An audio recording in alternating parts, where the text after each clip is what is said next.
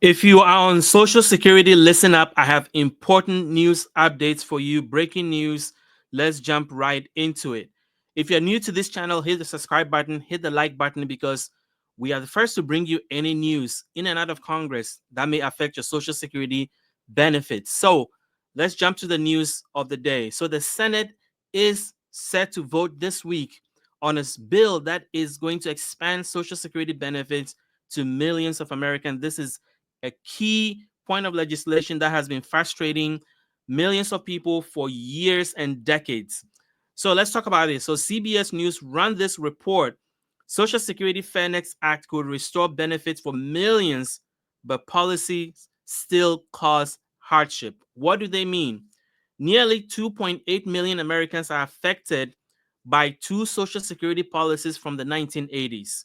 These are the Windfall Elimination Act or the windfall elimination provision and the government pension offset mainly impacts public servants, teachers, firefighters, and other government workers, and reduces or eliminates Social Security benefits for those with public pension. This has been a huge problem. So they featured a story of one person that has been impacted by this. Her name is Evelyn. She's 84 years old and she's still working part time at a dollar store. Now, I did a whole different video talking about record number of seniors that are returning to work in 2025 or plan to return to work because their social security benefits are simply not enough.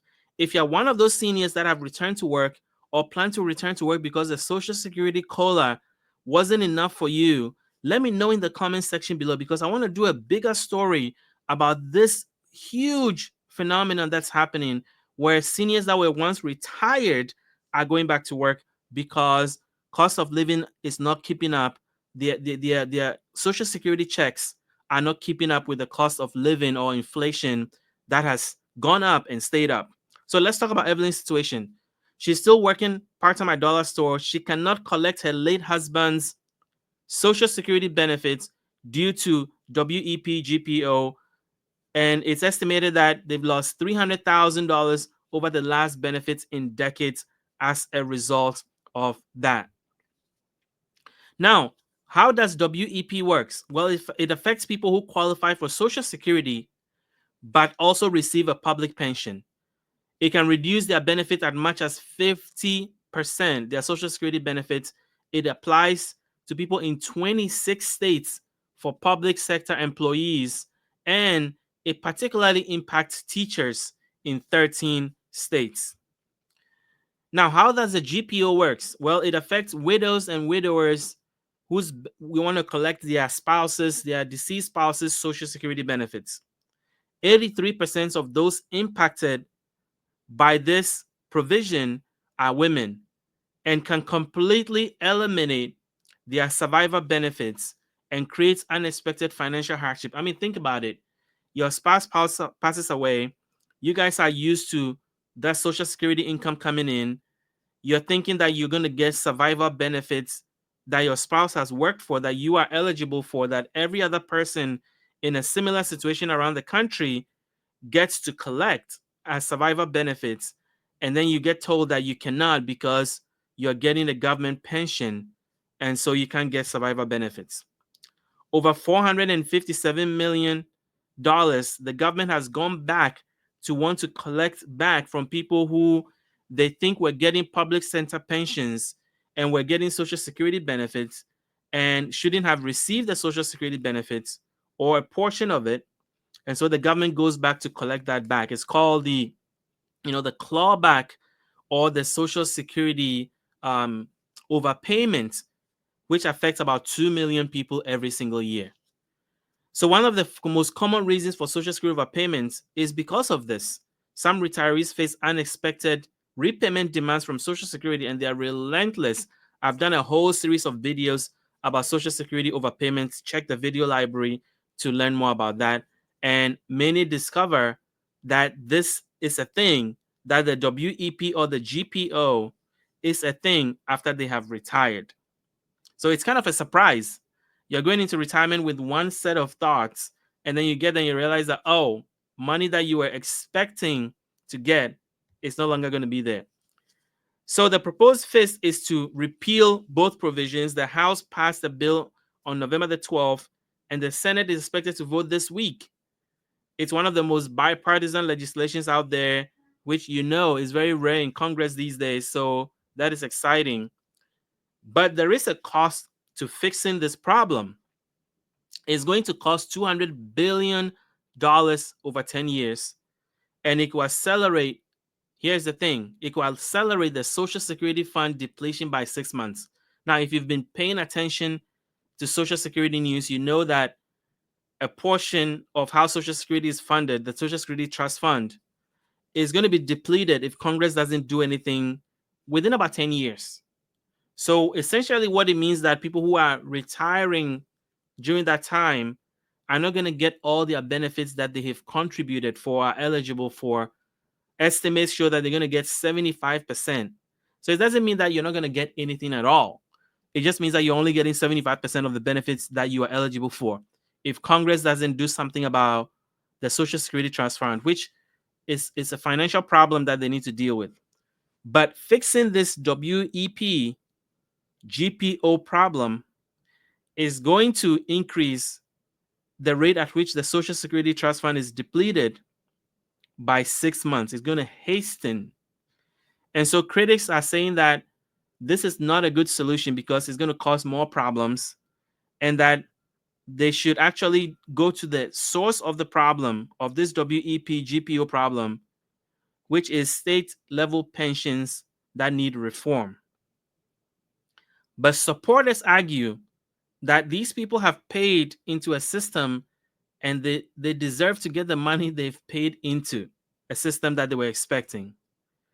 So the Senate is supposed to work on this week. Hopefully they do, because if they don't, then we're going to go into the next Congress, and then who knows what's going to happen with that. So let me know what you think. And I want to talk to you about COLA increase in a second. So stay till the end of this video.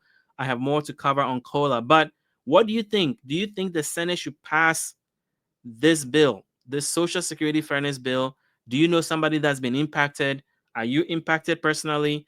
And do you think they should pass it, even though it could also create problems for the Social Security Fund because it's going to cost $200 billion over 10 years? Let me know in the comment section below. Now, let's talk about Social Security COLA.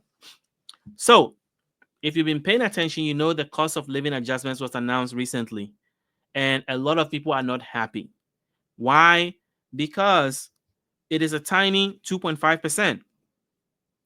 And for a lot of seniors, that is eaten up by increase in Medicare Part B payments.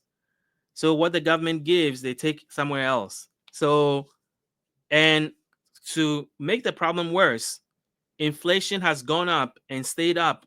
So prices of goods and services, rent, transportation, medical care have gone up and stayed up.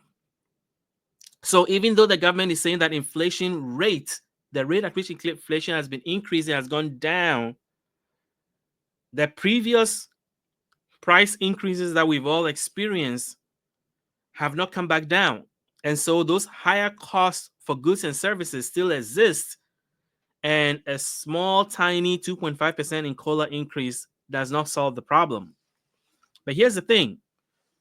COLA over the last few years have been very high because of inflation. 5.9% in 2022, 8.7% in 2023, and 2024 is 3.2%, and then 2025 is going to be 2.5, which is crushing for a lot of people. But I went and looked at, okay, what does COLA look like historically? And what I realized was that historically COLA has been low, about 2%, 2.5. That's been an average for a long time.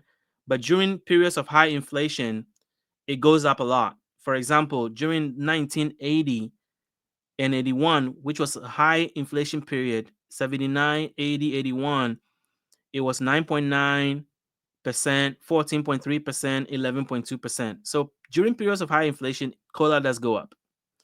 So historically, it's been low. But what does that mean for you? Well, the key problem why COLA, Social Security COLA, is not able to keep up with cost of living is the way COLA is calculated. At least that's what some people think. Critics say that the consumer price index for urban wage earners and clerical workers that is used to calculate Social Security is an outdated measure because it doesn't accurately reflect the cost that seniors face.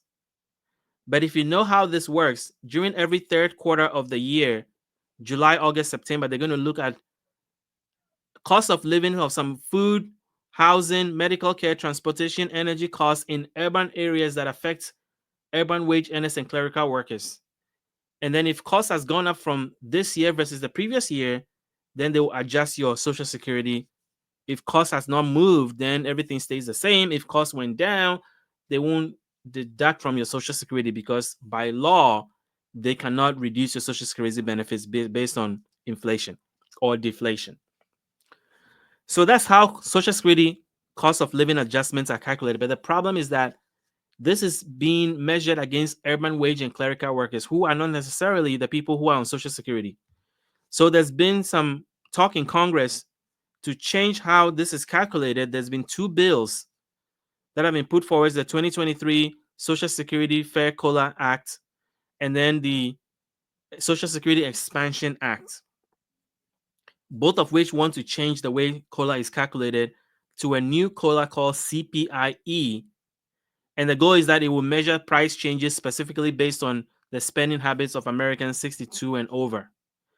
And the Social Security Expansion Act will do more. It will, on average, boost your benefits by $200, in addition to reforming the COLA and also extending the solvency of the Social Security Trust Fund, which I just talked about in the previous story, from 2034, which is 10 years from now, to 2096. And the strong public support for this Social Security Expansion Act, especially from seniors, because it's going to get a boost in income. $200 a month is not chump change. You know, it's quite an increase, and at least help with food costs. So why hasn't the Social Security Expansion Act moved forward? Well, it's still being debated in Congress, and they're hoping that it will pass before the end of the year, because then it will have to move to the new Congress. So if you like this video so far, please hit the like button, hit the subscribe button. All we do is bring you the latest news updates about things that may affect your Social Security, food stamps, disability benefits. So hit the subscribe button. And until I see you, if you have any questions at all, let me know. If I see, until I see you in the next video, which should be very soon in a few days. Thank you for watching.